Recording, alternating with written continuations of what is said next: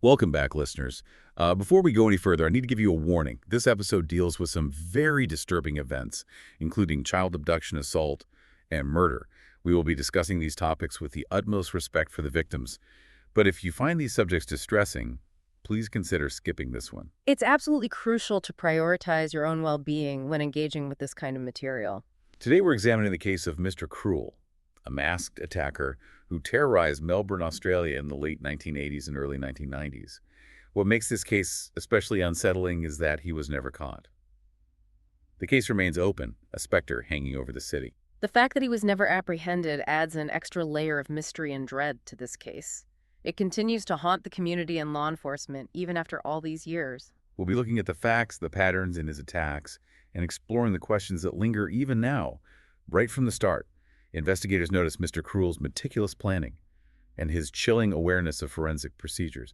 It was almost as if he was taunting them, intentionally making himself harder to catch. His methodical approach is a defining feature of this case. It suggests a criminal mind that is not only focused on the act itself, but also on controlling the narrative and the investigation that follows. Let's go back to August 1987. Lower plenty. Mr. Cruel's first known attack. He breaks into a family home, ties up the parents, and then assaults their 11-year-old daughter. The details are disturbing, and they reveal a lot about how he operates. He stages a phone call during the attack, pretending to talk to someone named Bozo, even threatening the family's children. Later, the police found out he cut the phone line beforehand. That staged phone call, that's more than just misdirection, it's a power play. He's creating fear, confusion, controlling the situation. This isn't someone just caught up in the moment. This is calculated and deliberate. He didn't just stop there. He took money, jewelry, even classical records, and a blue coat. It felt like he was trying to make it look like an ordinary burglary gone wrong. The theft of those seemingly random items was likely intended to create a false trail, a classic diversion tactic to throw investigators off his real motive. Even the type of knot he used to tie his victims was unusual. A sailor's knot, not something you'd expect in a typical break-in. That detail is particularly interesting. The use of a specialized knot suggests a specific skill set, maybe a background in sailing or something else that involves intricate knot work. It's a small detail, but it could be crucial to understanding who he is. 16 months later, December 1988, Mr. Cruel strikes again. This time, he abducts 10-year-old Sharon Wills from her home in Ringwood. This is a terrifying escalation. Now, he isn't just entering a home and confronting the family, he's taking a child away from her family. The level of control and premeditation is truly frightening. And what's even more chilling is that he knew Sharon's name. Her family had been in a newspaper article a few months earlier, and police believe he used that article to choose her as his target. That level of planning speaks to a disturbing obsession. He wasn't just opportunistic, he was actively seeking out specific victims, studying their lives before he acted. This wasn't random, it was personal. Sharon was released 18 hours later near a school. She'd been assaulted but was physically unharmed. But here's another chilling detail. Mr. Cruel had bathed her remains, clipped her nails, even brushed her teeth. It's easy to misinterpret these actions as an act of kindness or remorse, but we have to look deeper. This is about control and eliminating evidence. He's aware of forensics, of how even the smallest trace can be used against him. This is someone who plans, who thinks ahead, who is in control. Sharon also told the police about hearing airplanes overhead while she was being held.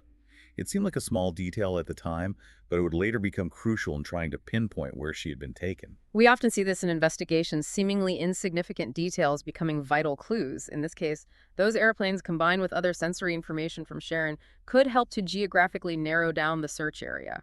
It's a sliver of hope in a very dark situation. These first two attacks revealed a pattern, a meticulous predator who could vanish without a trace. What struck investigators early on was the level of organization and intelligence they were dealing with. This wasn't just a criminal, it was a predator who understood how to exploit weaknesses and manipulate systems. His ability to avoid detection and leave almost no forensic evidence was a testament to that. A wave of fear spread through Melbourne parents, terrified, not knowing if their children would be next. The impact on the community was devastating. It wasn't just the crimes themselves, but the constant fear, the not knowing, the idea that even in your own home, you weren't safe. And then 18 months later, in July 1990, Mr. Cruel escalated his attacks in a way that would change the course of the investigation forever. This next attack would take the case to a whole new level of fear and urgency, pushing the investigation to its limits. He targeted 13-year-old Nicola Linus, abducting her from her Canterbury home. This time he made a ransom demand, but it soon became clear this demand was never meant to be met. It was another manipulation, another way to control the narrative. So he's escalating, but he's also getting more brazen.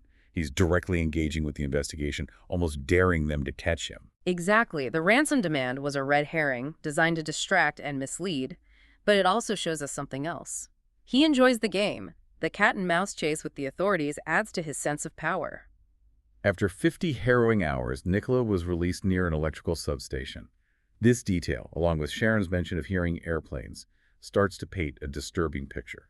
The fact that both victims were released near electrical substations is a huge red flag. It suggests a possible connection to the electrical industry. Could Mr. Cruel be someone with inside knowledge, someone who feels comfortable and confident operating in these locations? Nicola, like Sharon, gave a detailed description of where she was held. She even mentioned hearing Mr. Cruel talking to someone else, but never a response. Was there an accomplice, or was he trying to make them believe that? The possibility of an accomplice always complicates things. It's another layer of secrecy, another way to make the investigation more difficult, but it could also be another mind game. He wants the police to question everything, to doubt their own instincts. And then there's the school connection. Both Nicola and Sharon attended the prestigious Presbyterian Ladies' College and right across the street from their school, another electrical substation. The school connection, the substations, it's all too much to be coincidence. This suggests a very specific type of offender, someone who knows these areas well, someone who may be using their knowledge to blend in to remain undetected. It's a chilling thought. He's not just hiding in the shadows, he's hiding in plain sight. That's what makes him so elusive, so dangerous. He understands how to use the mundane, the everyday, as a shield. The investigation intensified, but Mr. Cruel was always one step ahead, and then his crimes took an even darker turn. His next act would extinguish any hope that he was simply a predator who took pleasure in terrorizing his victims. This time it went much further, and the city would be forever scarred. In April 1991, 13-year-old Carmaine Chan was abducted from her Templestowe home. This time, there would be no release, no glimmer of hope. The abduction and murder of Carmaine Chan marked a turning point in the case. It showed that beneath the meticulous planning, the mind games, there was a capacity for unimaginable cruelty. This was no longer just about control. It was about silencing a victim forever. He left a message spray-painted on the family car, "Payback more to come, Asian drug deal." Was this a genuine attempt to mislead, or was there something more to it? This message is another layer of manipulation. It's designed to create confusion, to send the investigators down the wrong path, but it also shows a level of callousness, a disregard for human life that chills the soul. Was he trying to implicate someone else in the crime, or was it all just a smokescreen?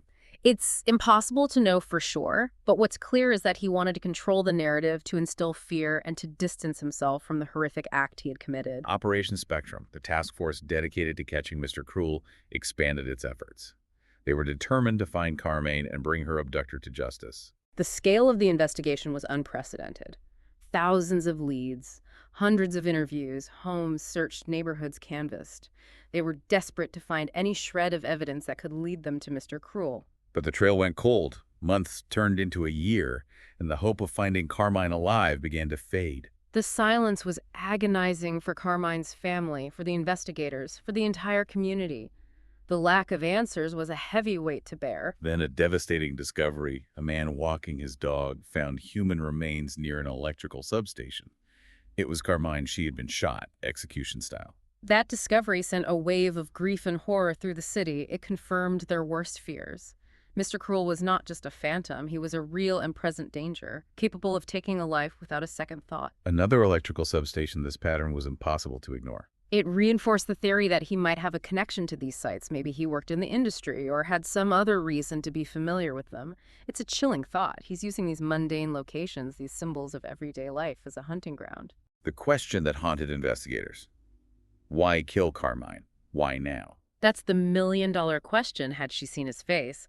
Was she able to identify him in some way? Did he fear she would expose him? Or was this a terrifying escalation of his crimes, a sign that his need for control had spiraled out of control? It's a dark thought, but one we have to consider. The murder suggests a change in his MO, a shift in his psychology. He may have felt cornered, panicked. The need to silence Carmine may have been driven by fear as much as by cruelty. The investigation took on a new urgency, but despite their best efforts, Mr. Cruel remained elusive.